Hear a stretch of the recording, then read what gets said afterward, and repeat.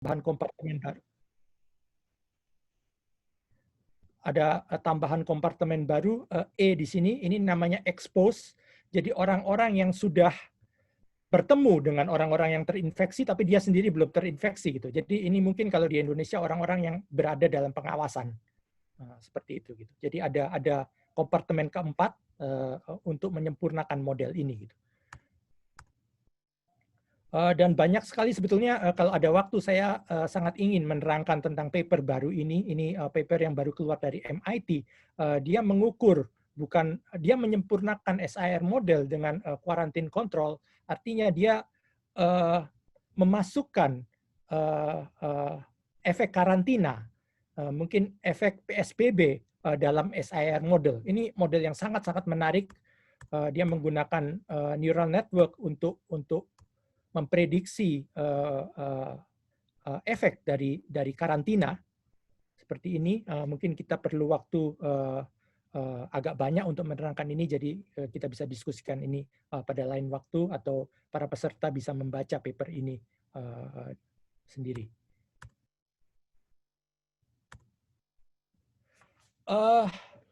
Kebetulan saya juga punya model baru untuk memprediksi banyaknya kasus-kasus COVID untuk banyak negara. Model ini saya namai pairwise prediction. Saya baru melakukan penelitian ini pada mungkin awal Maret lalu, karena seperti di Indonesia, di universitas saya juga ada larangan untuk melakukan kuliah temu muka. Jadi saya banyak waktu, dan kebetulan saya punya model neural network lain yang sebetulnya tidak berhubungan dengan ini, tapi saya pikir bisa digunakan untuk melakukan prediksi ini, sehingga bisa sedikit berkontribusi untuk memitigasi krisis ini. Model ini saya buat dengan beberapa asumsi. Asumsi pertama adalah data yang kita punya mengenai COVID ini sangat pendek. Data baru dikumpulkan oleh WHO kira-kira mulai Januari tanggal 22 gitu. Jadi kalau dalam satu bulan ada 30 hari, besarnya data yang kita punya itu baru kira-kira 30 kali 6, 180 titik gitu. Dan itu sangat sedikit untuk melakukan prediksi. Tapi kita punya data ini sangat banyak. Sangat banyak artinya kita punya data dari lebih dari 250 negara atau area gitu. Jadi datanya pendek tapi banyak. Datanya pendek tapi banyak. Dan poin yang saya ingin tekankan, ada semacam perbedaan waktu terjadinya outbreak di banyak negara. Saya beri satu contoh. Ini adalah data penambahan pasien yang biru di Beijing, di Peking. Dan ini adalah data pertambahan kasus di Taiwan. Kita lihat Peking jauh lebih dulu mengalami outbreak dibandingkan Taiwan. Ada semacam time difference di sini. Ada time difference. Tapi kalau kita lihat dengan teliti, bentuk dari fungsi ini, sebagian fungsi di Taiwan ini, sangat mirip dengan fungsi dari Peking ini. Fungsi yang menggambarkan penambahan pasien di Peking ini. Artinya, kalau misalnya kita ingin membangun prediktor dari Taiwan yang sangat pendek ini, mungkin prediktor kita tidak akan tepat untuk memprediksi masa depan Taiwan ini, karena data kita hanya sangat sedikit gitu di sini, sangat sedikit. Tapi karena Taiwan dan Peking ini sangat mirip gitu, dan Peking mempunyai panjang data yang jauh lebih panjang dari Taiwan, mungkin kita bisa menggunakan data dari Peking ini yang panjang ini untuk melakukan prediksi terhadap Taiwan. Kita bisa membangun prediktor dengan data yang sangat panjang dari negara lain untuk memprediksi negara yang datanya masih sangat sedikit.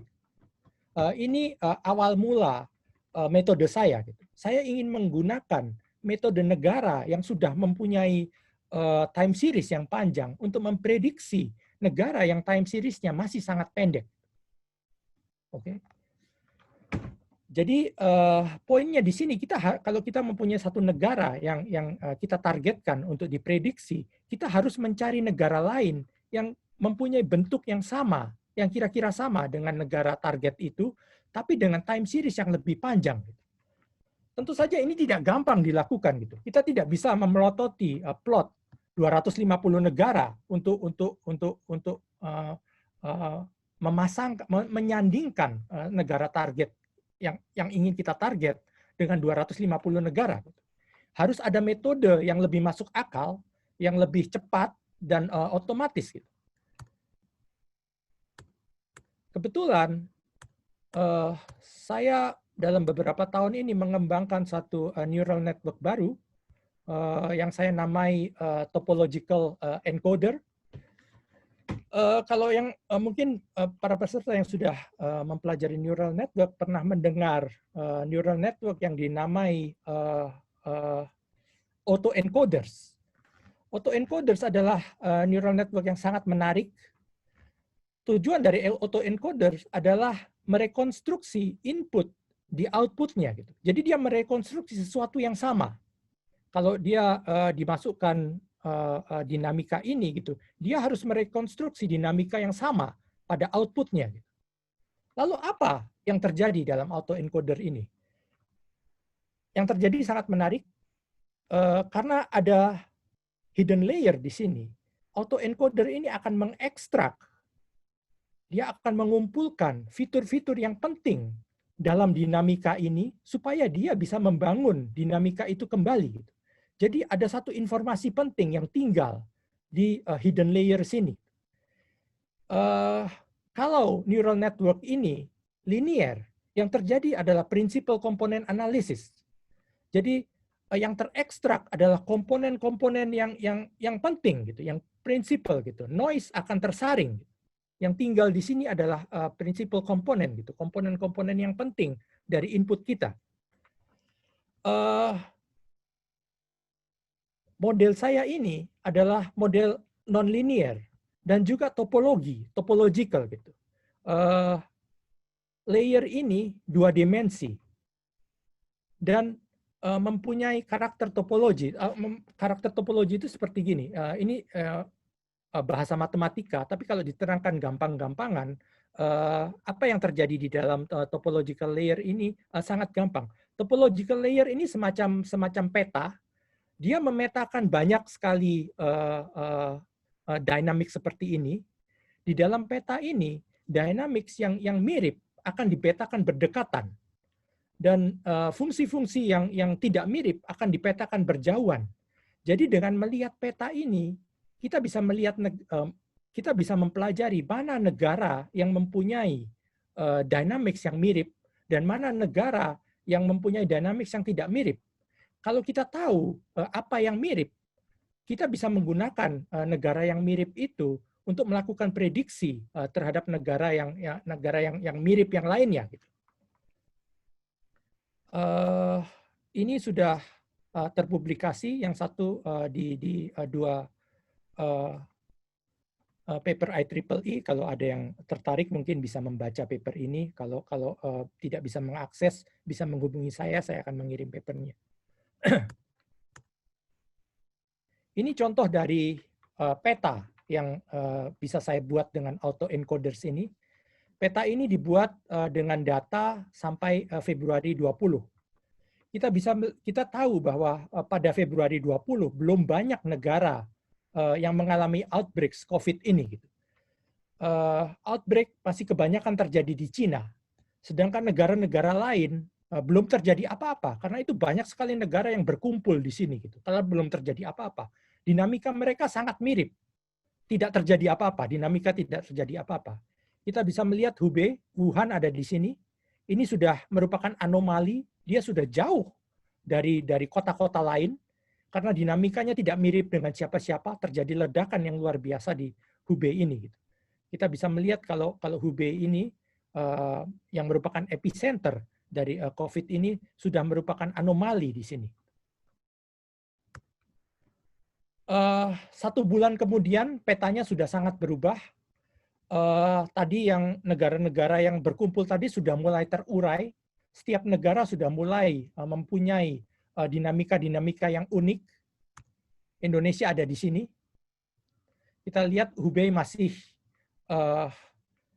sesuatu yang anomali, tapi kita lihat juga sudah mulai terjadi ledakan di Spanyol dan Italia di sini. Di Amerika belum terjadi apa-apa, Amerika belum tampak di mana-mana. Di sini mungkin dia sudah mendekati Perancis, tapi belum meledak. Pada April 12 kita lihat Amerika sudah meledak. Dia sudah berada satu baris dengan Hubei. Italia sudah di sini, Iran di sini. Indonesia di sini berkumpul dengan Filipina dan saya tidak tahu apa lagi di sini. Korea sudah mulai tenang, dia ada di tempat yang berbeda dengan tempat-tempat yang sudah meledak. Jepang berada di sini. Pada 1 Mei, Indonesia sudah praktis sendirian, tidak banyak lagi mempunyai tetangga. Amerika sudah di sini, dan ini dinamikanya seperti ini. Seperti saya katakan tadi, kalau kita bisa memilih negara-negara yang bertetangga, yang dekat, kita bisa menggunakan satu time series dari negara tetangga kita untuk memprediksi kita yang datanya masih sedikit.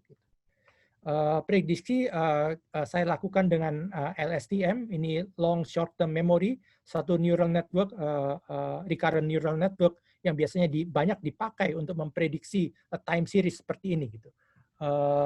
Mungkin nanti Mas Yudi akan menerangkan LSTM ini dengan lebih detail gitu.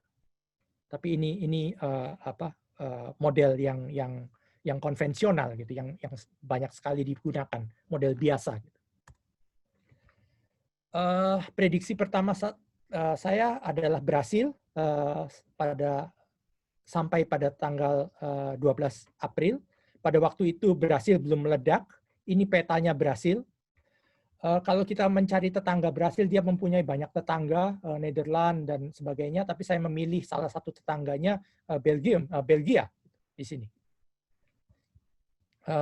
Bisa dilihat di sini bahwa dinamika Belgia, time series Belgia sedikit lebih panjang daripada Brasil. Jadi kita bisa melatih LSTM dengan data Belgia untuk memprediksi Brasil.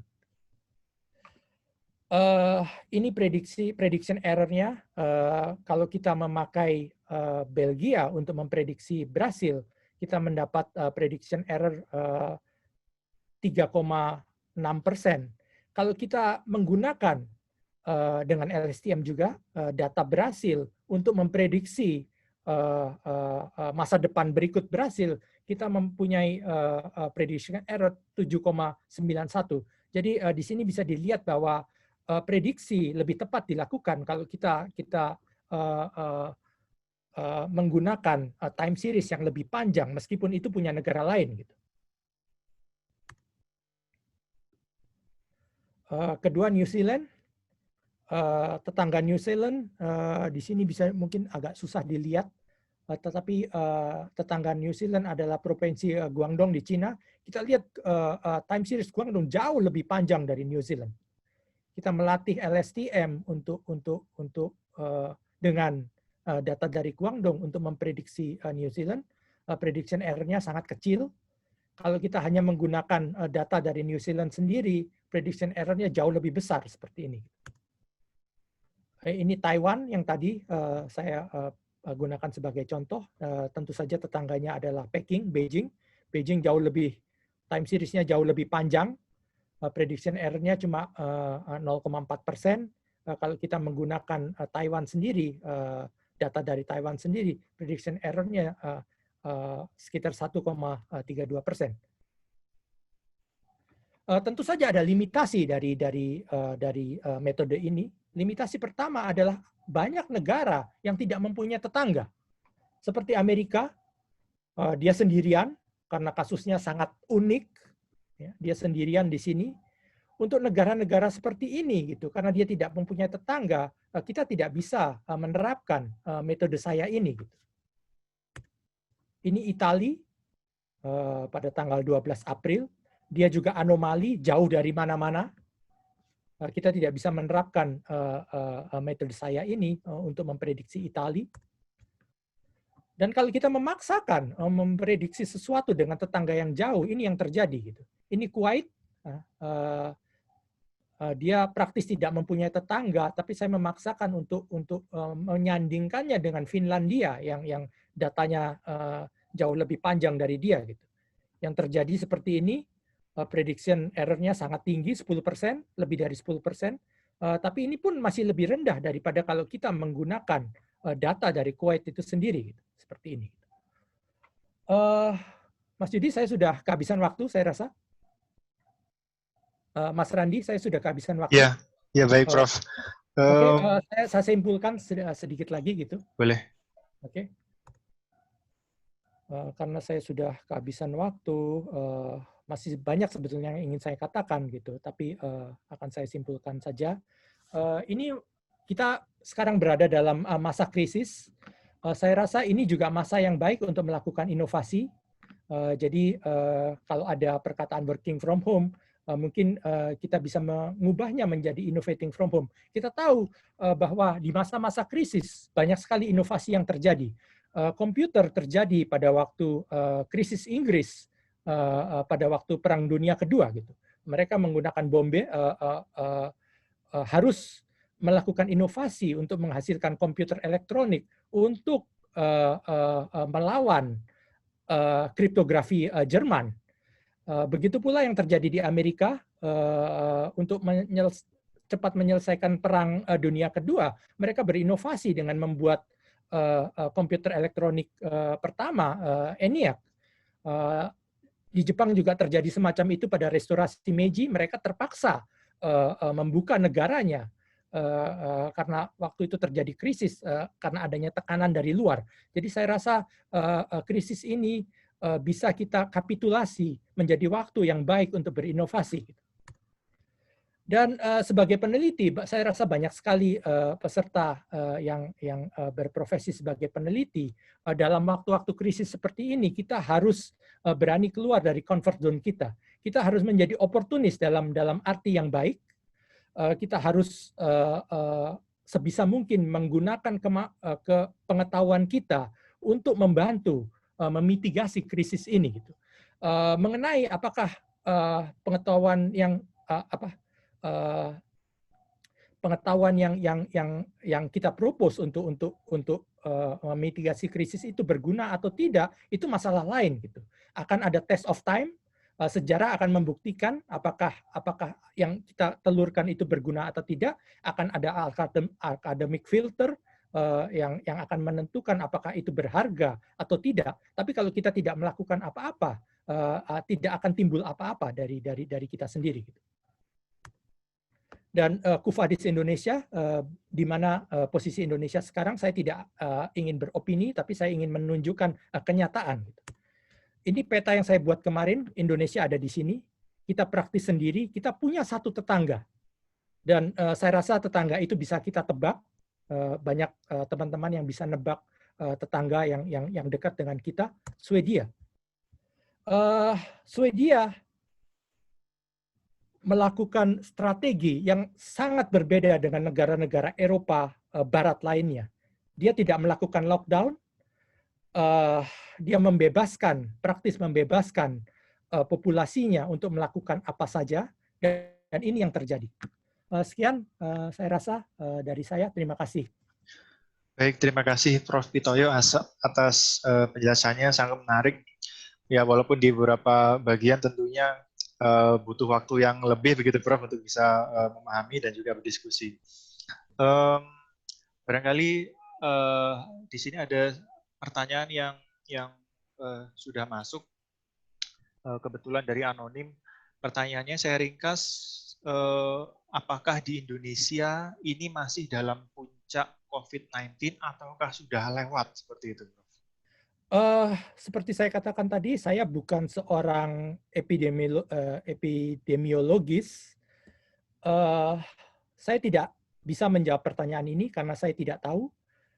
Tapi kita bisa melihat grafik yang tadi saya tampilkan, dan saya ingin peserta mengambil kesimpulan sendiri. Ini grafik yang tadi saya tampilkan. Ini grafiknya Amerika. Sangat jelas bahwa mereka belum mencapai puncak apa-apa. Ini grafik negara yang sudah selesai, bentuknya seperti ini. Sudah jelas, dia sudah flat. Dan ini grafik kita. Jadi silakan disimpulkan sendiri. Ini grafik Jepang yang sudah memasuki gelombang kedua. Jadi tolong disimpulkan sendiri kita dalam posisi seperti apa. Baik, terima kasih Prof. Ya, saya rasa kami bisa menyimpulkan dari bentuk-bentuk grafik seperti ini apakah Indonesia masih menuju ke puncak ataukah sudah di puncak ataukah sudah melewati puncak. Saya kira dari grafik ini bisa disimpulkan sendiri. Terima kasih Prof. Pitoyo atas pemaparannya, sangat menarik. Waktu sudah sudah habis untuk Prof. Pitoyo. Nanti barangkali kalau masih ada waktu kita bisa membahas beberapa pertanyaan lagi. Tapi untuk sekarang kita akan menuju ke narasumber kita yang kedua, yaitu Profesor Sutiman. Terima kasih. Oke, terima kasih Prof. Sutiman sudah bergabung. Langsung saja kami persilakan Prof. untuk memberikan pemaparannya. Terima kasih Pak Randi. Salam kenal Prof. Pitoyo. Selamat siang Profesor Selamat Sutiman. siang. Salam kenal. Haji Masih. Saya berusaha singkat saja, tapi harapan saya itu menginspirasi teman-teman yang memiliki basis matematik untuk ikut menyelesaikan masalah di bidang biologi. Jadi kita mencoba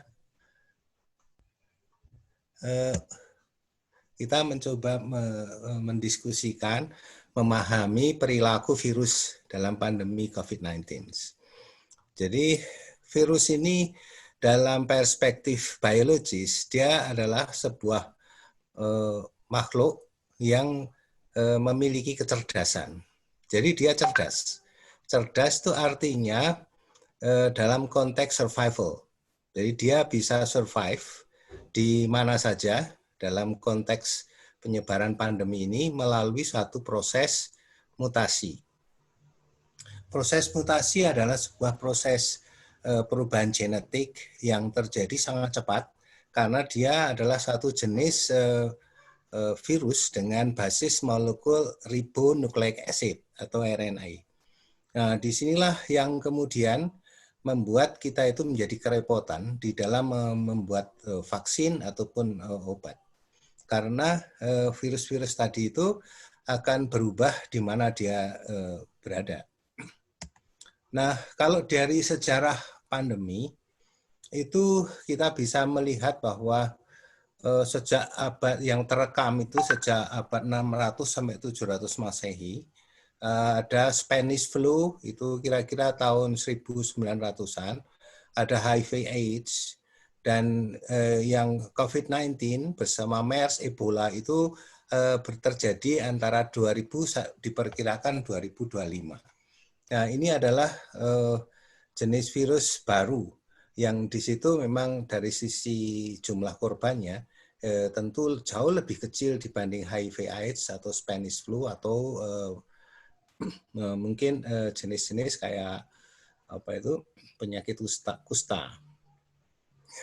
Nah, dari jumlah kematiannya memang sangat sedikit, tetapi memang heboh karena sekarang ini ada di dalam dunia sosial media. Jadi informasi itu bersimpang siur dan juga tingkat kecepatan penyebarannya yang sangat tinggi. Jadi big impact due to the social media.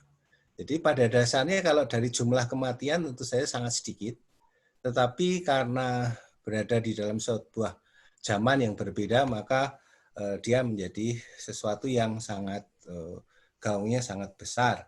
Kalau Indonesia sendiri sebetulnya berhubungan dengan epidemi penyakit virus ini sudah sangat banyak yang sampai sekarang pun tidak terselesaikan. Kayak misalnya demam berdarah, dengue. Kemudian juga chikungunya atau jenis-jenis kayak HIV dan sebagainya. Dan kalau bersama bakteri tuberkulosis itu hampir lebih dari 100 tahun Indonesia itu berdampingan dengan tuberkulosis. Nah, ini juga tidak terselesaikan. Tetapi mengapa tidak gaungnya kalah ya karena tuberkulosis tidak terjadi di negara-negara maju yang memiliki sistem kesehatan yang lebih baik. Nah, jadi dengan demikian seperti India itu sarangnya tuberkulosis dia, termasuk Indonesia nomor 2. Nah, oke lah kalau itu permasalahan dari sisi itu pembahasannya menjadi jauh lebih kompleks karena kalau dikaitkan dengan kecemasan, dikaitkan dengan ini tuh nanti fenomenanya menjadi jauh lebih complicated. Jadi kalau bisa dimodelkan di dalam matematika dan itu bisa dimasukkan di dalam aspek salah satu faktornya untuk memprediksi itu saya kira menjadi sangat bagus. Nah, oke lah kita coba fokus pada virusnya itu karena virus ini merupakan bagian yang dianggap sebagai akar masalah.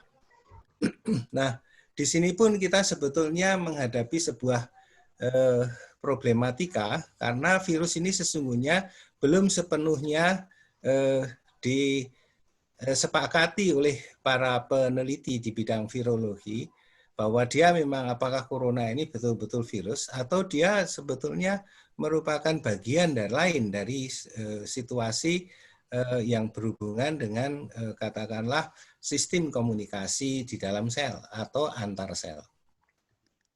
Nah, memang kalau dalam konteks cara memahami manusia itu biasanya di bidang biologi itu melakukannya dengan pendekatan reduksionis. Pendekatan reduksionistik ini adalah pendekatan untuk fokus pada titik-titik yang jauh lebih kecil, pada dimensi yang lebih kecil. Jadi manusia itu akhirnya dipahami melalui konsep-konsep di level molekul. Jadi DNA, protein, RNA itu adalah bagian-bagian yang dianggap bisa didiskusikan untuk mewakili itu. Dan virus pun didiskusikan banyak sekali dengan membahas bagaimana urut-urutan bahasa purin pirimidin tadi itu menjadi bagian yang penting di dalam proses terjadinya pandemi. Nah, ini merupakan sebuah hal yang harus kita lakukan dan terpaksa dilakukan manusia karena untuk bisa melihat dan mendiskusikannya menggunakan hukum-hukum fisika, hukum-hukum kimia di dalam konteks mempelajari interaksi mereka itu harus melakukannya ini. Jadi yang dilakukan biasanya adalah melakukan isolasi si virus tadi itu. Nah, ini data dari seluruh dunia sebetulnya. Data dari seluruh dunia, setiap orang yang melakukan penelitian mengisolasi virus-virus tadi, kemudian men-sequence DNA-nya, maka kita akan mendapatkan sequence yang berubah-ubah. Paling tidak ada 3 atau 4 kelompok besar. Ada yang biru, ada yang warnanya hijau, kehijauan, ada yang merah, kemerahan, dan sebagainya. Itu ada 5 kelompok warna ini yang menggambarkan 5 kelompok data genetik virus, dan mereka mengalami mutasi dari setiap saat. Prosesnya itu demikian cepat, dan ini adalah asumsinya itu adalah virus yang berasal dari Wuhan. Di sini itu virus Wuhan itu adalah yang diasumsikan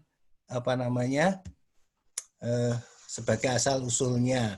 Nah, sekarang sudah tumbuh, berkembang, dan ini bisa diikuti di website ini nextstrain.org, ncov global ini bisa diikuti, dan ini terkoneksi dengan JS dan juga NCBI, sehingga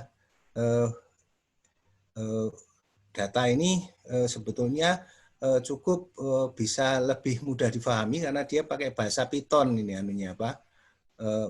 pembuatan websitenya itu memakai bahasa Python. Nah, kemudian kalau kita lihat dari mutation rate, khusus pada yang disebut dengan spike protein. Mengapa kok orang fokus pada spike protein? Itu karena si virus ini itu kontak pertama, komunikasi pertama dengan sel inang atau sel tubuh manusia itu melalui spike protein mereka ini. Ini ada spike protein. Nah, spike protein ini dia akan mengikat AC2, dan mengikat AC2 ini seolah-olah sebuah proses komunikasi untuk ketuk pintu agar kemudian sel ini membukakan diri dan seluruh material genetik ini masuk ke dalam sel inang. Nah, kalau kita bisa mengidentifikasi ini, kemudian mengisolasi protein-protein ini, maka dia bisa menjadi antigen untuk dikembangkan menjadi vaksin, sehingga si tubuh manusia itu akan memiliki protein yang mewakili AC2 untuk mengikat protein-protein ini, sehingga spike protein ini tidak berkesempatan berinteraksi dengan AC2. Nah, kalau bisa seperti itu, dia disebut dengan kebal atau imun. Jadi mungkin di dalam konteks herd immunity itu sudah muncul. Tetapi masalahnya itu adalah adanya comorbid. Comorbid itu adalah orang-orang yang akan menjadi parah ketika dia terinfeksi oleh SARS-CoV-2 ini. Dia banyak kematian adalah karena orang-orang tadi yang terinfeksi menderita diabetes atau tekanan darah tinggi atau penyakit jantung yang merupakan comorbid. Jadi pada dasarnya problematika utama dari virus ini itu adalah pada mereka-mereka yang akan menjadi parah karena terinfeksi ini. Pada dasarnya dia tidak terlalu parah karena 80% lebih itu tidak merasakan gejala-gejala yang serius kalau terinfeksi ini. Nah, ini fokus banyak peneliti itu sekarang berusaha fokus di sini. Sayangnya spike protein itu mutation rate-nya itu sangat tinggi. Mutation rate-nya itu sangat tinggi yang menyebabkan susah orang untuk membuat vaksin, dalam hal ini vaksin yang bisa diproduksi secara massal. Nah, kalau kita lihat mutation rate dari coronavirus spike protein ini, itu kira-kira spike protein ini merupakan sebuah sebuah proses mutasi yang memunculkan sifat transmissible. Jadi menjadi lebih mudah bertransmisi dari orang ke orang. Itu adalah karakter mutasinya. Dengan demikian, high rate mutation itu juga bersifat non-linear karena proses mutasinya tidak bisa diduga. Dia menjadi non-linear. Jadi coronavirus genome itu menunjukkan adanya sebuah high degree of plasticity. Jadi dia relatif luas gitu ya, in terms of gene content and recombination. Relatively large coronavirus genome increase the probability for adaptive mutation. Kemudian being relative easy for spike protein to exploit multiple cellular receptor for virus attachment and entry. Ya, disinilah kesulitan orang mengembangkan vaksin. Nah, coba kalau kita lihat agak lebih detail lagi. Jadi kalau di kalau di level RNA asam ribonukleat ini kira-kira sekitar 100 nanometer, ya. Nah, inilah yang mutation rate-nya sangat tinggi. Mutation rate-nya sangat tinggi, ya. Nah, problem utama kalau kita coba mengeksplor lebih dalam tadi, kalau Prof Pitoyo tadi, maaf, itu pada masa krisis seperti ini berinovasi, kita juga sebetulnya harusnya membuka peluang untuk berinovasi.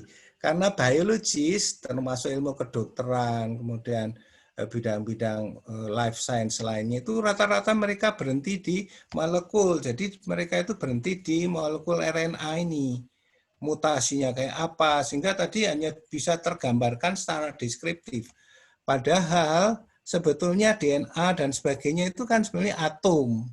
Dia kalau kita juga berbicara di level ini agak lebih mendalam, kemudian dikaitkan dengan pembicaraan di sini, maka sebetulnya kita akan bisa berbicara lebih komprehensif, menjahit antara yang selama disiplin ilmu yang selama ini tidak bisa berkomunikasi menjadi bisa berkomunikasi.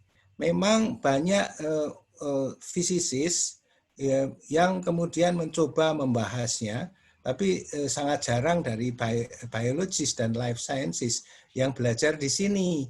Jadi pada dasarnya ini adalah sebuah hal yang harusnya mulai kita pikirkan, karena sifat dari si virus tadi yang bersifat non-linear. Non-linearity itu tidak bisa dibahas di sini, karena kalau di sini itu dia akan fully mengikuti Newtonians. Tapi kalau di sini dia akan kita bisa membahasnya melalui suatu konsep-konsep non-linearity dalam konteks quantum physics.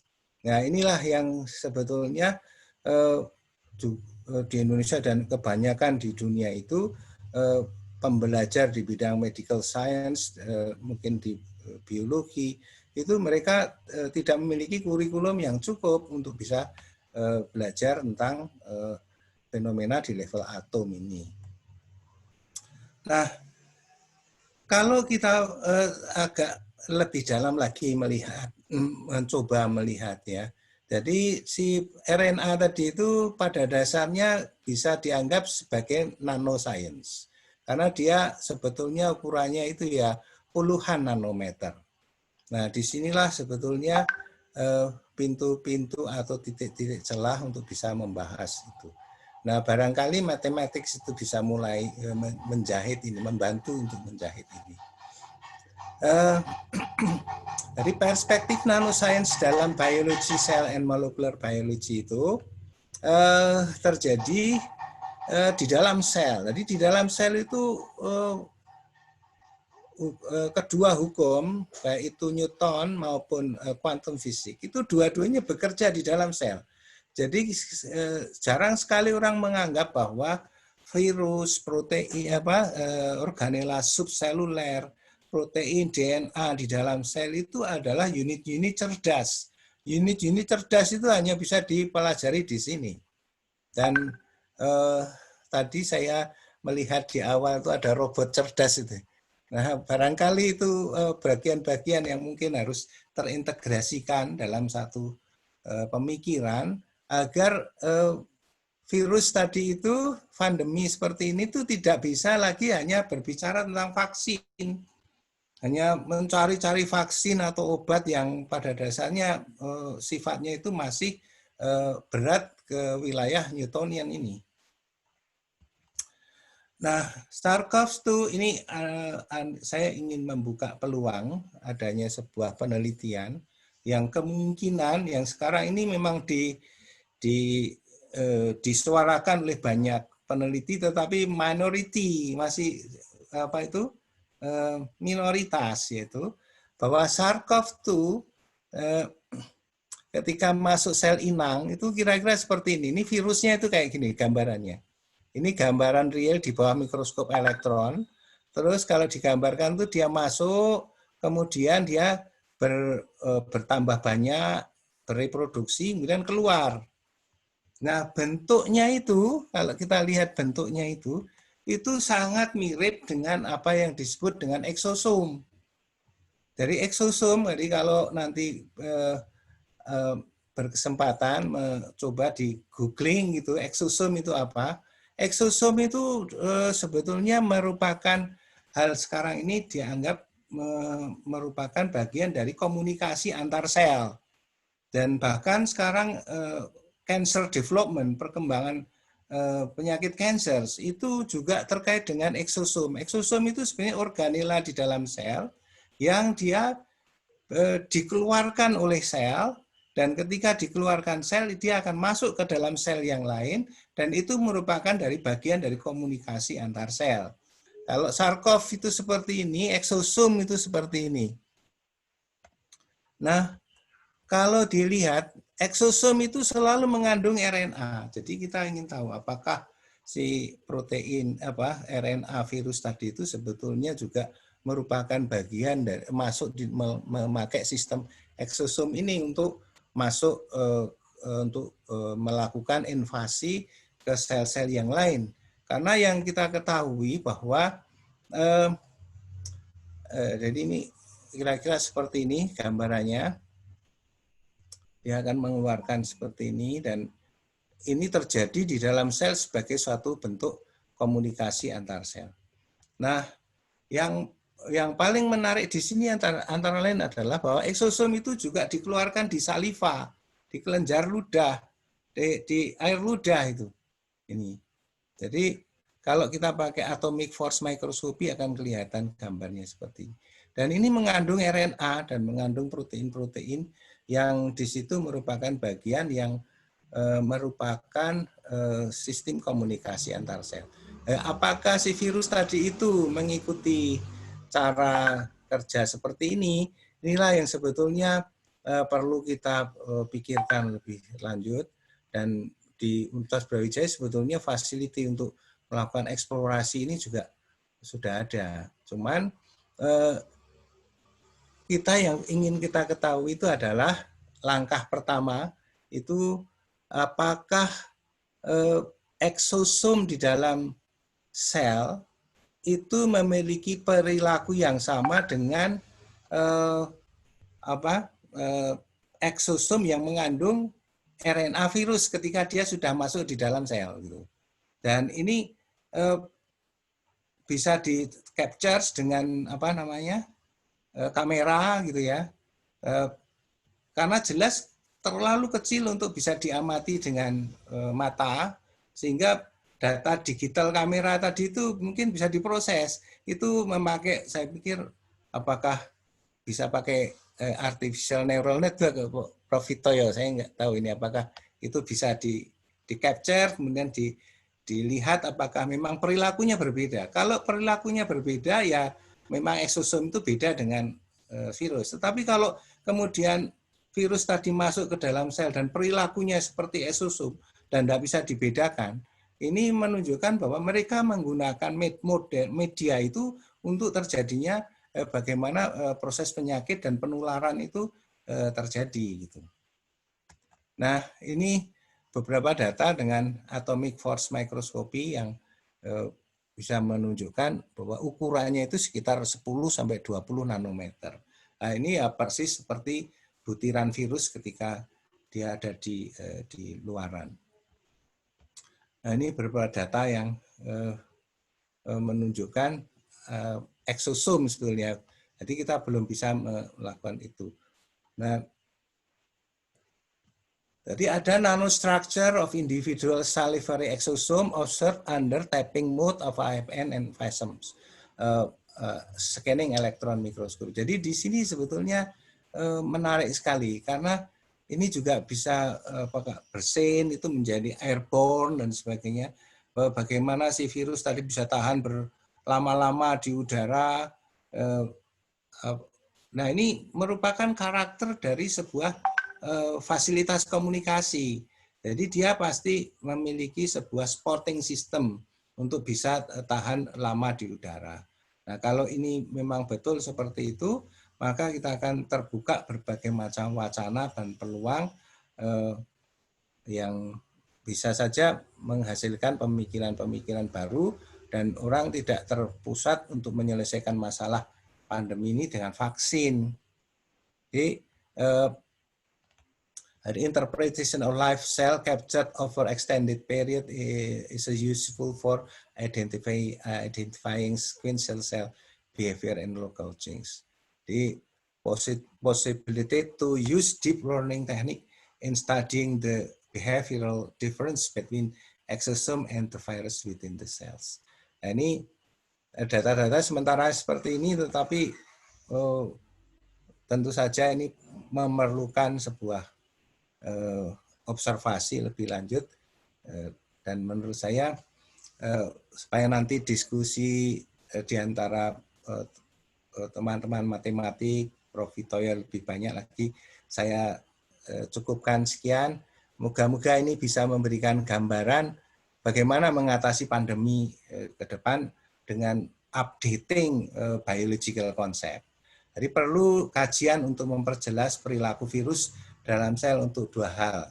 Pertama adalah apakah mekanisme aktivitas virus dalam sel memanfaatkan eksosom. Kedua, apakah virus di luar sel, baik itu dalam darah, saliva maupun di luar tubuh inang, menggunakan struktur dan fasilitas eksosom. Itu dua hal yang sekarang ini menjadi bagian yang pertanyaan yang harus kita selesaikan. Saya kira itu saja dari saya. Terima kasih.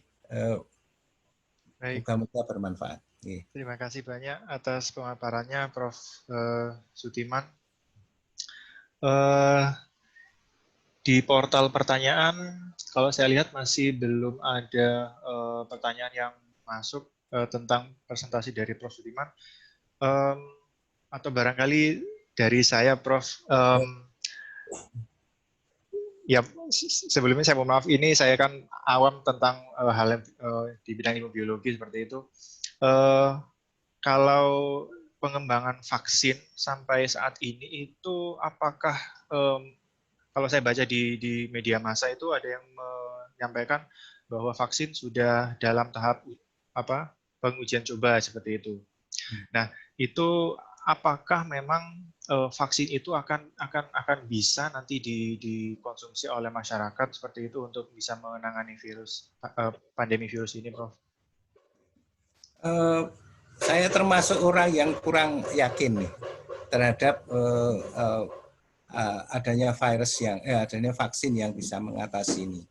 Karena virus ini sudah memiliki varian yang sangat banyak, dan varian tadi itu berada di spike protein yang biasanya dipakai oleh para pembuat vaksin untuk dasar antigen atau bahan baku membuat vaksin tadi itu.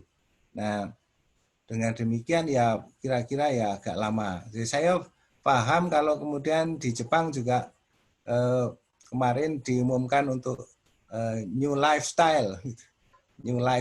Jadi kita harus hidup bersama virus ini dalam jangka waktu yang lebih panjang gitu, karena problematikanya di sana. Obat juga akan susah menurut saya, karena virus ini bisa bermutasi dan seolah-olah menjadi virus lokal ya.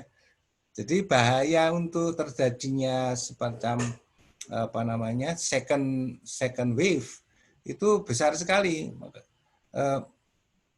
Cina itu kemungkinan bisa juga second wave itu. Kalau makanya di Cina ketat sekali ya, untuk kemungkinan SARS-CoV-2 itu yang sudah keluar itu masuk ke Cina itu menjadi masalah. Baik, terima kasih Prof. Sudiman. Sambil kita menunggu nanti barangkali ada pertanyaan yang masuk, nanti kita mungkin akan Q&A kembali lagi ke Prof. Sudiman. Tapi untuk sekarang kita menuju ke narasumber kita yang ketiga dulu, Dr. Novanto Yudhistira, untuk bisa memberikan pemaparannya. Saya persilakan Pak Yudhis. Terima kasih banyak Mas Randy. Selamat siang Pak Vitoyo. Selamat siang Pak Sudiman Bambang Sumitro. Saya akan melakukan presentasi. Mungkin banyak interseksi ya dengan Pak Vitoyo juga.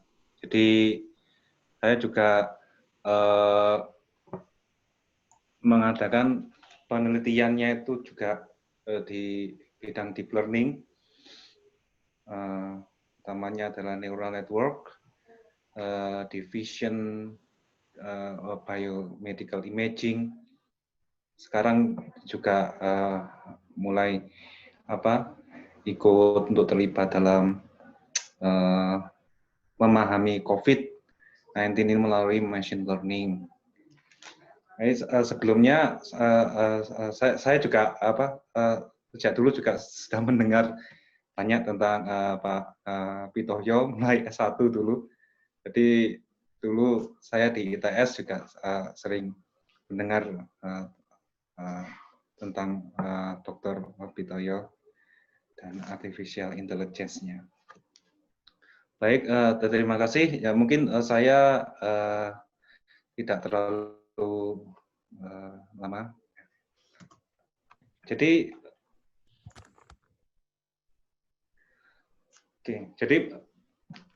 pada dasarnya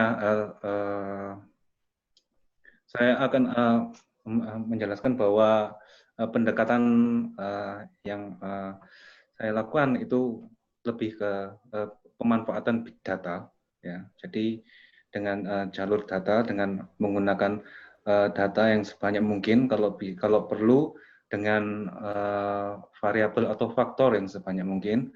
Terus kemudian data itu kita analisa berupa teknik-teknik data science, memvisualisasikan dan mempresentasikan data sehingga dipahami oleh manusia.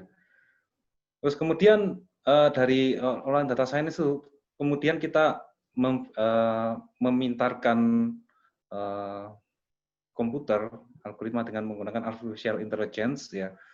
Apakah sanggup artificial intelligence ini membaca dari data yang banyak tersebut untuk kemudian dia itu menjadi lebih pintar dari yang sebelumnya. Jadi apakah tantangan ke depan yang harus diatasi untuk menyambut kehadiran data-data yang besar? Data yang masif itu telah hadir pada era kita ini, di mana era internet ini sedang booming dan teknologi ini sudah booming, ya. Teknologi kita dapat mengumpulkan atau gather data tersebut dengan lebih banyak, lebih otomatis, ya. Terus kemudian dengan internet data-data tersebut bisa dikumpulkan dengan crowdsourcing, ya. Kemudian bisa tersebar begitu cepat, bisa update dengan begitu cepat, dan penambahannya itu luar biasa. Ditambah lagi dengan bertambahnya sensor-sensor, ya, seperti kamera, entah itu kamera untuk mikroskopis ataukah kamera yang lainnya, itu mengalirkan jutaan data-data baru setiap harinya. Kecepatannya akan selalu update, ya. Dia cepat sekali. Kita bayangkan seperti sosial media itu saja, pada setiap 60 detik itu terdapat 98.000 tweet, ada sekitar 695.000 update status. Bayangkan, jadi data tersebut terkumpul tidak hanya dalam zettabytes, ya, ukurannya, tapi sudah yottabytes, dan seterusnya akan selalu growing. Dan data tersebut juga beragam, ya, bisa video, teks, online news, ya, data voting, rekam medis, suara, dan lain sebagainya, yang kita sebut multimodal. Jadi apakah kita bisa memanfaatkan data yang banyak dan variasinya sangat banyak ini untuk kemudian melatih algoritma machine learning tersebut untuk berbuat sesuatu terhadap COVID. Bisa itu berupa prediksi atau hal yang lainnya. Pada case ini, ya, saya akan mungkin akan menjelaskan gambaran umum bagaimana dilakukan pemahaman tentang COVID ini melalui data. Yang satu adalah prediksi, yang kedua nanti adalah melalui AI explainable. Jadi bagaimana menerangkan hasil prediksi atau hasil klasifikasi dari algoritma machine learning. Pertama saya akan menjelaskan tentang prediksi dulu. Jadi apakah COVID-19 itu dapat diprediksi dengan artificial intelligence? Sepertinya oleh Pak Pitoyo tadi sudah dijelaskan panjang lebar, detail, secara matematis juga. Ya. Tapi dalam case ini melalui pendekatan data ya, kemungkinan bisa, asalkan sudah dianalisis datanya itu seperti apa. Jadi datanya itu seperti apa? Time series yang seperti apakah? Dia multivariat, ataukah dia atau seperti apa? Gitu. Bisa dilatih oleh algoritma matematis sehingga memunculkan model. Nah itu jelas. Jadi kita memerlukan data yang matematis. Gitu. Dalam hal ini, kita perlu beberapa informasi ya dari beberapa expert untuk bisa mengkayakan data kita. Gitu. Jadi kita bisa mungkin bekerjasama dengan biologis, orang lingkungan, atau dokter radiolog, atau ilmu sosial, dan lain sebagainya. Terus kemudian kita membangun suatu sistem data yang besar seperti itu, terus kemudian kita proses itu semua bersama-sama gitu, dengan variabel yang besar, terus kemudian sampling yang juga besar gitu. Nah, beberapa hal yang telah dilakukan, yang telah saya lakukan adalah setelah berkonsultasi dengan beberapa biologis, beberapa data yang mungkin pada saat itu ya, itu pada bulan Maret ya, ini dilakukan. Yang mungkin untuk bisa diambil adalah UV dan ozon itu dari stasiun-stasiun cuaca di seluruh dunia itu bisa kita serap semuanya. Terus kemudian data dari cuaca, stasiun-stasiun cuaca, terus kemudian polusi udara dari seluruh dunia, terus kemudian baru-baru ini ada Google Mobility dengan dia mencatat mobilitas masyarakat dari berdasarkan mobile phone ya. Terus kemudian yang jelas ini adalah data positif terpapar corona di seluruh dunia, entah itu data yang terkena atau mulai sembuh atau dia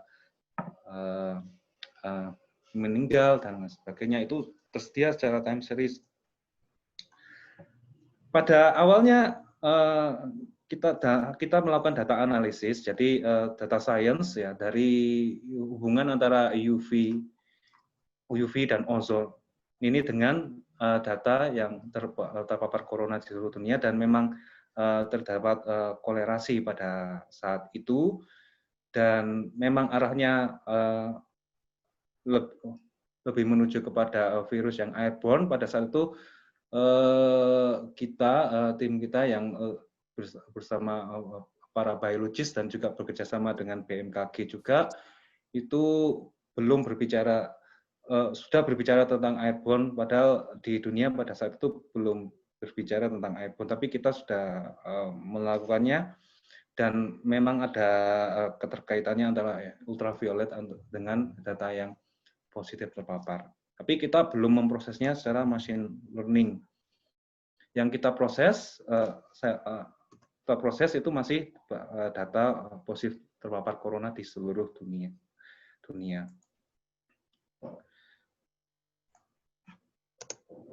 Nah, yang kita lakukan ya dengan inputan ya daily cases input dari perkembangan data yang terpapar corona tersebut untuk di training melalui model LSTM, terus kemudian daily cases tersebut terprediksi di training, terus kemudian hasil-hasilnya adalah akumulasi. Jadi ada daily cases, terus kemudian kalau akumulasi adalah satu akumulasi pergerakan ini ya, penambahan itu ya. Nah, pendekatan yang kita lakukan itu multivariat. Jadi kita mencari variabel sebanyak mungkin pada saat itu kita ingin mencoba, dan yang beberapa variabel yang mungkin yang bisa diambil oleh kita. Ini nanti kita dijelaskan. Baik. Terus kemudian kenapa kok LSTM? Ya, karena kita akan memprediksi suatu time series yang panjang gitu.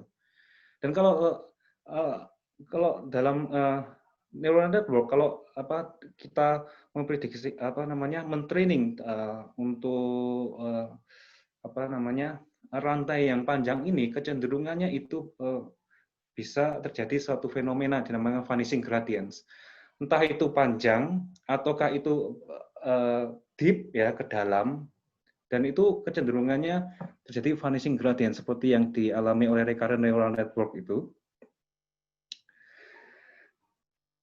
Kemudian diselesaikan oleh LSTM dengan dia memberikan beberapa komputasi di situ seperti gating dan aktivasi, yang di sini untuk bisa memilih, memfilter ya, yaitu mana yang dilupakan dan bagian mana nanti yang bisa tetap eksis. Jadi untuk meminimalisasi vanishing gradient itu tadi ya, seperti ini. Jadi ketika karena ini adalah backprop berantai, terus kemudian ketika itu panjang, ada kecenderungan gradien itu semakin mengecil pada di akhir. Dan pada kondisi tersebut ya tidak ada update yang berarti, dan itu akan stuck di situ. Gitu. Dan bagaimana ini bisa diminimalisir? Ya. Nah, pada tahun 97 ya Schmidhuber ya dia mengajukan suatu model LSTM yang di sini terdapat beberapa gate yang di sini memproses vektor-vektor ini ya untuk bisa memberikan bobot mana yang kira-kira dilupakan, forget gate, dan mana yang dulu ditambahkan. Nah, ini seperti ini adalah beberapa aktivasi yang di sini yang kemudian nanti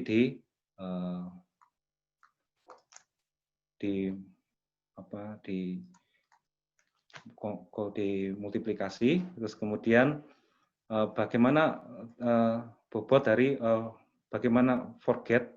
Jadi ini konsep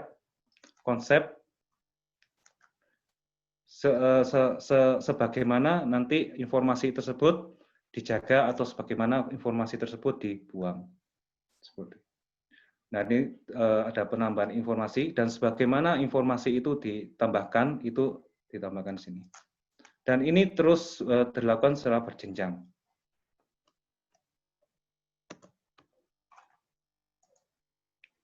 Apabila di unroll ya dari LSTM ini bisa tergantung berapa unit LSTM yang kita gunakan, itu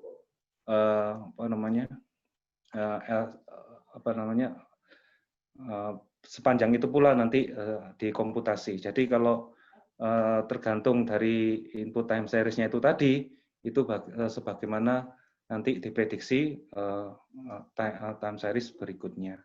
Gitu. Jadi input dan ini adalah prediksi. Terus kemudian multi hidden layer ya. Jadi pada masing-masing hidden layer ini terdapat unit-unit LSTM yang saling berintegrasi antara satu dengan yang lainnya. Nah, apakah semakin dalam hidden layer ini akan memberikan manfaat penambahan informasi? Nah, kita coba. Karena jumlah sampelnya itu mungkin sekitar ratusan, dan kemudian panjang, ya nanti kita coba ya. Kemudian training input dan training output itu kita bisa ambil ya, kalau misalkan dalam ini adalah input, terus kemudian output, kemudian outputnya adalah segini, ya kita bisa ambil dari beberapa waktu yang bermacam-macam ini. Jadi bisa polanya bisa diambil dalam waktu yang manapun.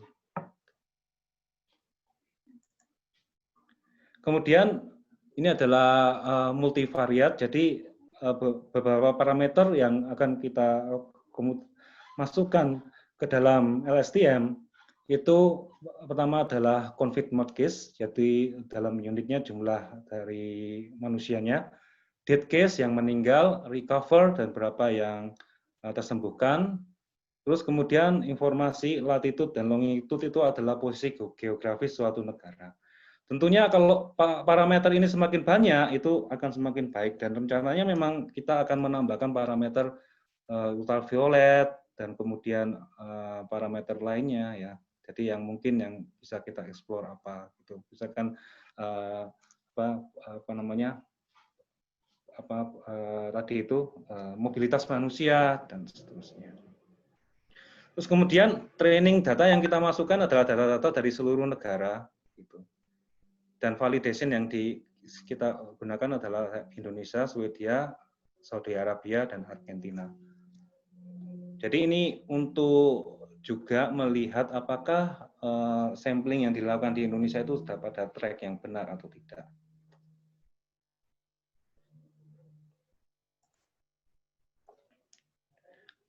Dan ini adalah prediction dan aktualnya, yang memang ada gap ya antara prediction dan aktual. Akan tapi secara pola pattern itu mirip ya. Jadi apa namanya perubahannya, terus kapan grafik itu berubah dan seterusnya. Dan ini adalah mean prediction-nya, jadi range prediction. Jadi ketika kita melakukan training dan testing secara berulang, ini range-nya itu berada di sini. Jadi prediction range dari peningkatan confirmed case itu seperti ini. Dan ini adalah aktualnya. Memang ada gap, hanya saja secara pattern itu mungkin yang bisa kita lihat mirip. Kemudian kita hitung, kita evaluasi dengan root mean squared error. Apakah ini jumlah hidden layers yang digunakan itu berpengaruh? Ternyata kita menemukan bahwa apabila jumlah hidden layers itu ditambah, maka error-nya akan semakin berkurang. Terus kemudian kita bandingkan juga dengan algoritma yang non-learning seperti vector autoregressions. Kita bandingkan dengan RNN satu layer dan LSTM satu layer, kita menemukan LSTM itu mempunyai root mean square yang paling rendah. Terus kemudian saya coba beralih ke hal yang lainnya, explainable AI. Jadi seperti yang sudah diterangkan oleh Pak Pitoyo tadi adalah explainable AI menemukan kita bisa menunjukkan, kita bisa menunjukkan kenapa kok AI atau neural network itu memutuskan sesuatu. Jadi kenapa kok dia memilih hal itu, atau kenapa kok dia mengklasifikasikan suatu objek A gitu. Faktor-faktor apa saja yang mempengaruhi pertimbangan dari AI-nya itu. Nah, mungkin ini secara singkat akan saya jelaskan dalam konteks COVID-19. Nah, seperti apa itu? Nah, saya sudah mencoba untuk memproses ya sebuah citra COVID-19 yang dia dikumpulkan secara crowdsource. Jadi ada dari Cina, dari Italia, dan lain sebagainya. Data X-ray images yang terkumpul pada saat itu 1.125 images. Mungkin sekarang, tidak tahu ya, mungkin sudah lebih ya, mungkin ya.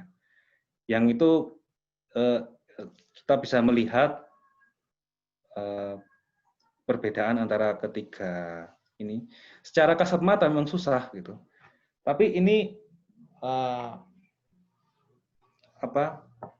secara klinis oleh Dr. Cohen itu dikategorikan dia itu yang entah terkena yang COVID, normal, dan pneumonia. Nah, coba kita membuat satu explainable sini, ya bagian mana yang atau tekstur yang apa yang itu bisa dikatakan itu orang terkena COVID, normal, atau pneumonia. Seperti gitu.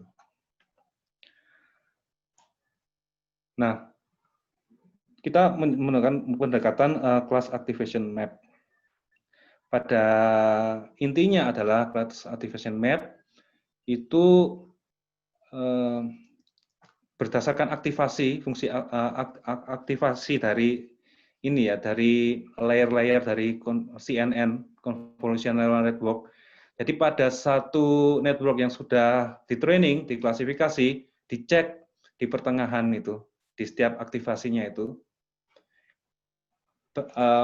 pointing-pointingnya itu kemana saja.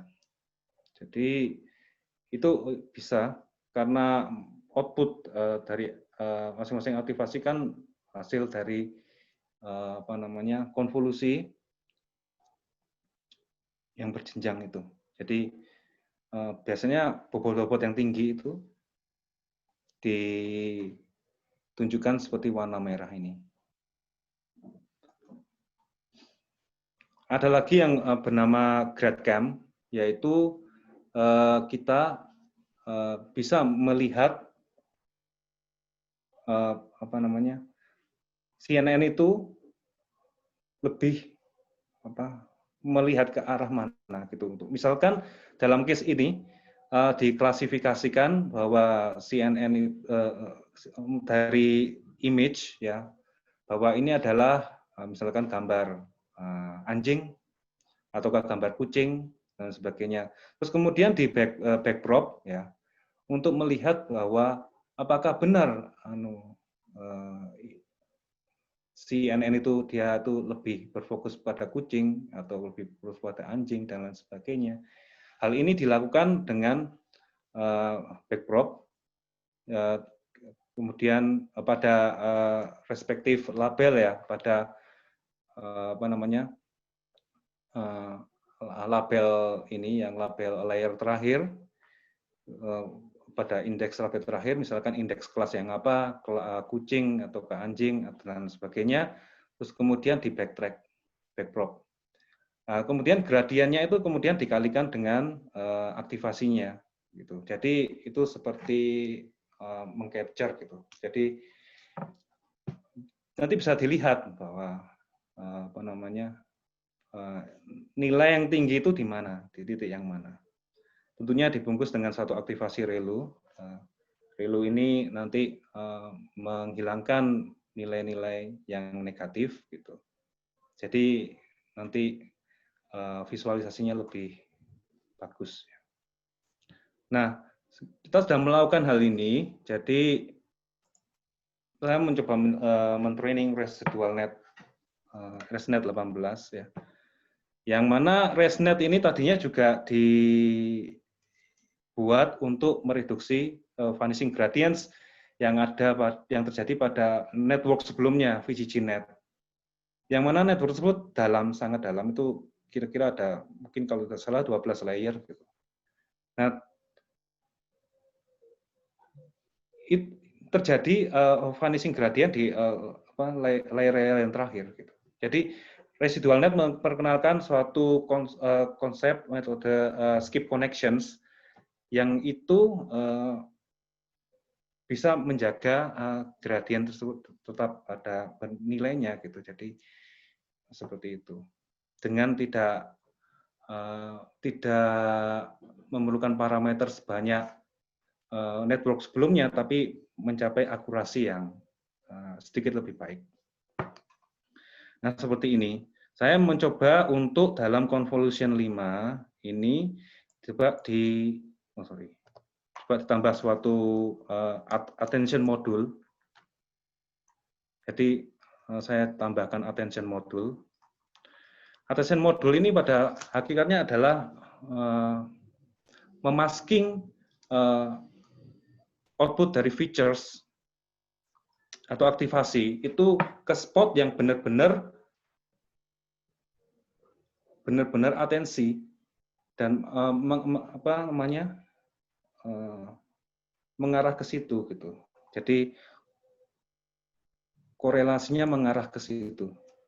Jadi seperti ini. Jadi ada suatu matriks output dari features, kemudian ditranspose, terus kemudian dijadikan attention map, kemudian dari attention map ini nanti kemudian element wise multiplications dengan output dari hasil konvolusi 1 kali 1 konvolusi ini, terus kemudian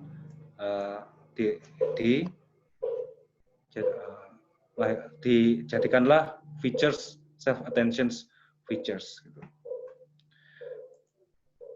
Nah, ini adalah beberapa atensi yang dihasilkan. Kalau kita ambil tadi, kita backprop pada layer terakhir itu tadi ya, convolution 5 yang sudah dimultiplikasi dengan attention module. Kemudian kita visualisasikan.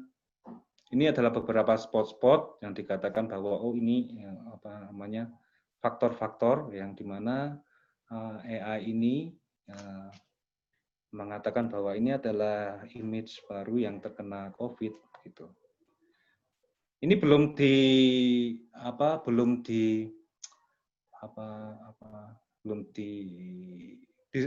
didiskusikan dengan radiologis ya. Apakah ini benar seperti itu atau tidak gitu. Tapi ini masih berhenti di situ. Jadi belum selesai sebenarnya. Ini adalah contoh saja. Jadi beberapa spot-spot ya. Nah, ini saya coba lihat bagaimana dari University of California, coba dilihat spot-spot yang high risk itu spot di sini gitu. Saya lihat sepertinya ada, tapi ini belum selesai. Jadi hanya masih berhenti di sini. Dan ini untuk yang normal, ya. Kenapa kok network tersebut mengatakan ini adalah image yang normal? Spot-spot itu yang memberikan highlight yang tinggi. Ini adalah pneumonia.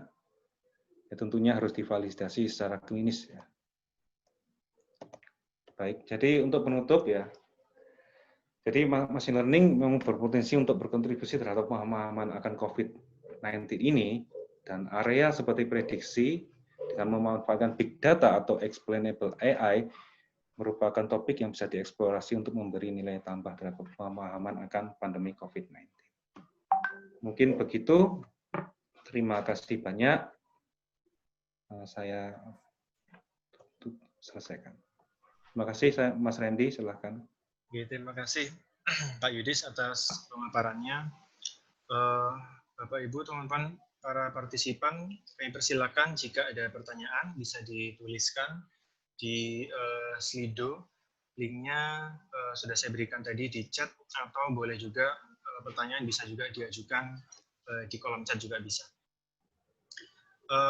Barangkali sambil menunggu pertanyaan dari teman-teman, pertanyaan dari saya barangkali Pak Yudis.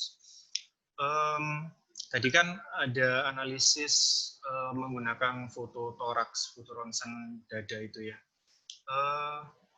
Apakah itu bisa dilakukan sejak dini? Artinya, atau sekarang kan banyak atau yang menakutkan kan orang yang tanpa gejala gitu ya, yang tidak menunjukkan gejala apa-apa, tidak batuk, tidak demam, tapi sudah terinfeksi. Nah, apakah ada informasi bahwa diagnosis tadi, fototoraks ronsen tadi, apakah bisa didiagnosis secara dini sebelum pasien itu parah begitu, tingkat COVID-19-nya? Ya, terima kasih Mas Randy. Jadi kemungkinan itu bisa.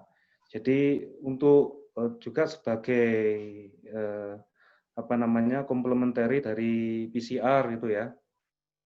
Saya kurang tahu apakah kemungkinan PCR itu juga true negatifnya itu tinggi gitu, atau false negatifnya itu juga tinggi gitu. Tapi memang untuk X-ray ini juga bisa jadi salah satu cara gitu.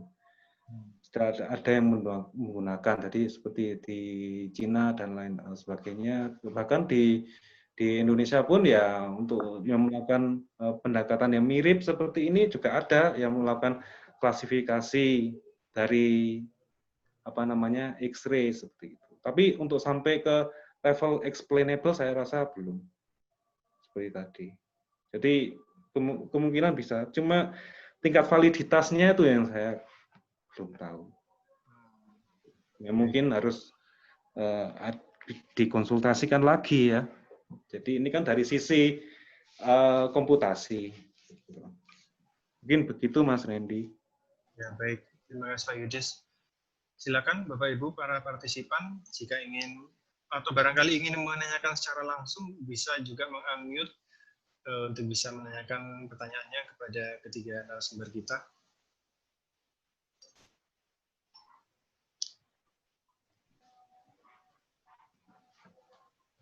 Tadi beberapa pertanyaan untuk Prof. Vitoyo saya lihat sudah langsung dijawab di kolom komentar ya Prof. Ada satu pertanyaan yang sepertinya ditujukan ke Prof. Sutiman dari Pak Heri Trisutanto dari UNESA Surabaya. Pertanyaannya, apakah kelebihan eksosom dengan vaksin? Iya, sebetulnya tidak bisa dibedakan, diperbandingkan seperti itu. Jadi apa yang saya sampaikan itu tadi adalah mempropos sebuah konsep baru tentang bagaimana virus COV-2 ini melakukan aksinya. Gitu. Nah, selama ini itu virus itu dianggap sebagai unit yang terpisah dari sistem manusia. Tapi melihat adanya kemiripan dari struktur, kemudian kemiripan dari berbagai macam, terutama struktur ya, terus kemiripan dari kontennya, itu kemungkinan si virus tadi itu menggunakan sistem internal sel yang berupa eksosom itu untuk melakukan kegiatannya. Nah, kalau hal ini bisa dijelaskan, maka akan muncul ide-ide baru untuk menyelesaikan masalah ini, tidak hanya difikirkan melalui vaksin. Gitu. Jadi saya kira itu yang saya maksud. Jadi agar kita tidak terbelenggu hanya bagaimana membuat vaksin atau obat, tapi tidak mengembangkan konsepnya. Hanya memang dalam suatu kondisi pandemi ini, itu membangun satu konsep dalam sebuah situasi yang serba harus cepat, itu tidak mudah gitu. Tapi ya bisa saja terjadi karena pikiran orang menjadi out of the box ya, untuk memikirkan sesuatu yang baru. Jadi saya pikir ini yang ingin saya sampaikan. Baik, terima kasih Prof. Kita sudah jam 3, tapi barangkali kita masih ada sedikit kesempatan waktu untuk Bapak Ibu para partisipan jika ingin menanyakan pertanyaannya.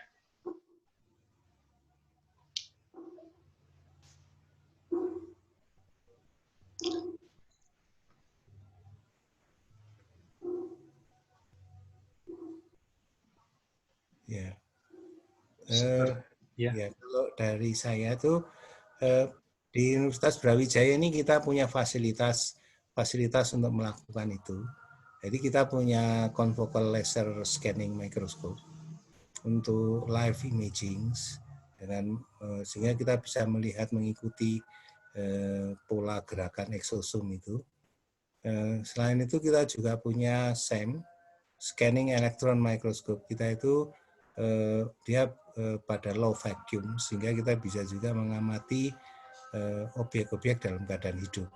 Nah ini sebetulnya fasilitas yang mendukung, hanya problematikanya itu adalah virus ini merupakan bagian dari penyakit, maka sistemnya itu harus sistem yang melindungi penelitinya. Nah ini yang kita belum punya ini, untuk melindungi penelitinya dari terinfeksi virus ini, gitu ya. Jadi semacam APD, tapi bukan APD seperti di rumah sakit itu, tetapi tempat kerjanya itu yang harus dilindungi, namanya biohazard level 4. Ini yang kita tidak punya. Jadi mungkin kalau ada yang tertarik di situ dan cukup banyak, kita bisa mempropos ini, karena mumpung banyak lembaga yang mau mendanai, tidak hanya di Indonesia, di luar negeri juga ada yang bisa mendanai ini. Dan kalau ada yang tadi dalam konteks deep learning atau artificial neural network, jadi data-data tadi diproses, diolah. Kalau orang biologi itu biasanya deskriptif manual gitu kan, nggak nutut gitu ya. Jadi saya kira terbuka peluang untuk sebuah kajian yang interdisipliner, bahkan transdisipliner. Ya. Baik. Ini ada satu pertanyaan, Prof, dari Bu Indri. Terima kasih pertanyaannya. Pertanyaannya adalah, jadi apakah karena perlindungan bagi peneliti inilah sehingga penelitian tentang SARS-CoV-2 ini agak dalam tanda kutip lambat ya, Prof? Ya, khususnya di Indonesia itu ya. Di Indonesia itu laboratorium yang memiliki fasilitas ini kurang.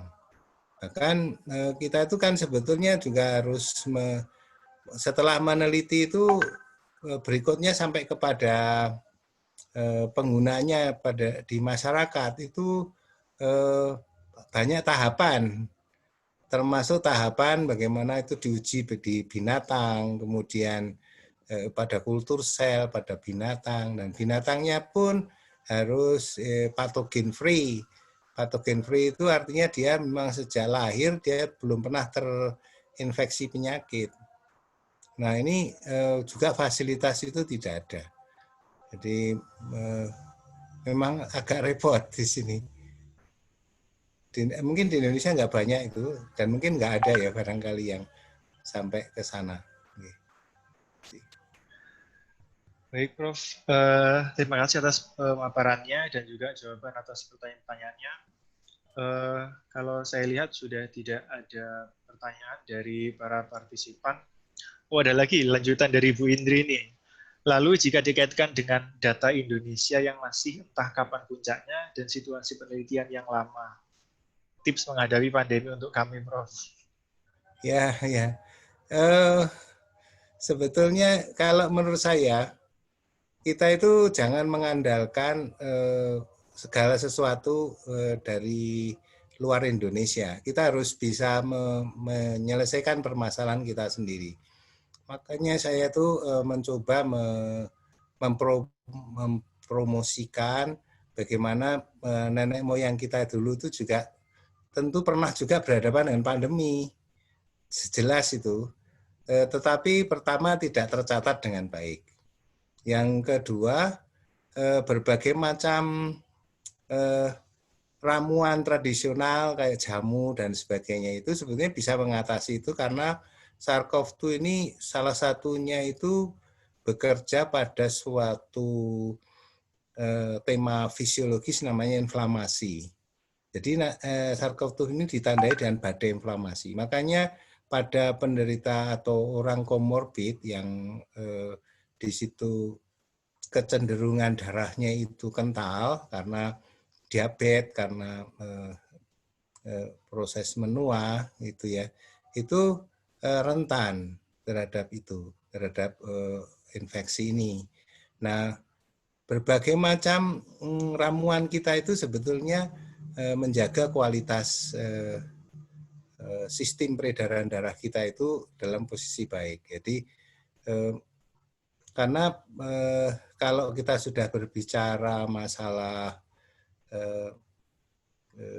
katakanlah kekentalan darah itu ya, itu sebetulnya holistic term, bukan lagi sebuah terminologi fokus, karena menyangkut seluruh sistem. Dan rata-rata mereka yang rajin minum jamu itu ya awet awet, mungkin ya Mbak, tidak awet muda, awet tua. Itu ada juga orang yang awet tua gitu ya. Ada juga orang yang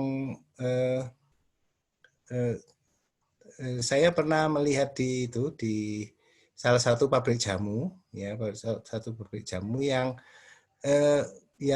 tukang pramunya itu, tukang yang membawi kualitas kualitas bahan baku itu, ada yang masih menstruasi umur 65 gitu. Jadi tapi sayang itu pabrik jamunya bangkrut sekarang ini. Ya, tapi dia masih menstruasi di sana, jadi pada usia di atas 60. Nah, itu menunjukkan bahwa sebetulnya mengkonsumsi jamu itu bagus untuk balancing, tapi tidak mengobati ya, tidak untuk yang jangka pendek gitu. Jadi sakit diobati sembuh, bukan, tapi dikonsumsi secara rutin jangka panjang gitu. Itu saya kira lebih baik. Ya, itu mungkin yang harus kita lakukan dengan untuk mengatasi ini. Kita mensosialisasikan ini supaya kita tidak tergantung pada dunia luar secara berlebihan. Baik, terima kasih Prof atas tipsnya dan jawabannya. Saya rasa demikian webinar kita pada siang hari ini. Tidak terasa sudah 2 jam lebih, mulai dari jam 1 tadi. Demikian sudah selesai webinar kita siang hari ini. Terima kasih saya sampaikan kepada para narasumber, Prof. Pitoyo yang live dari Jepang, terima kasih Prof. Kemudian Prof. Sutiman juga terima kasih Prof. Dan juga Dr. Yudis, terima kasih Pak Yudis. Semoga kita bisa bekerja sama lagi di kesempatan atau mungkin webinar yang lain. Juga terima kasih saya sampaikan kepada Bapak Ibu dan teman-teman partisipan yang telah bergabung. Semoga ini bisa menambah wawasan kita tentang pandemi ini, dan juga mudah-mudahan webinar ini bisa membuka jalan bagi Bapak Ibu kita semua, para peneliti, untuk bisa melakukan kerjasama penelitian barangkali dengan ketiga narasumber kita siang hari ini. Dan yang pasti mudah-mudahan juga kita semua terlindung dari pandemi ini. Amin. Saya mewakili teman-teman panitia penyelenggara webinar ini mengucapkan terima kasih kepada semuanya. Demikian, alhamdulillah sudah selesai. Kita akhiri. Assalamualaikum warahmatullahi wabarakatuh. Waalaikumsalam warahmatullahi wabarakatuh. Terima kasih. Terima kasih Pak Pitoyo. Terima kasih Mas. Ya. Saya live ya. Pak Pitoyo dulu saya pas S1 itu bimbingan saya Pak Ruli, supervisor saya. Iya, Mas. Ya dulu waktu S1 sering cerita Pak Ruli, kamu kalau tahu Pak Pitoyo, orang hebat itu. Baru kali ini ternyata nggak disangka kok bisa webinar bareng gitu. Bisa ketemu Mas Yudi, saya sering ke Malang juga, ke UB juga untuk ketemu Pak Tip. Mungkin lain kali kita bisa ketemu. Oh iya Pak, iya Pak. Terima ya, kasih. Nanti kalau bisa nanti kita publikasi bareng Pak. Ya monggo Mas ya. Terima kasih matur nuwun Mas. Matur nuwun Pak Pitoyo, matur nuwun semuanya. Saya undur diri dulu. Permisi.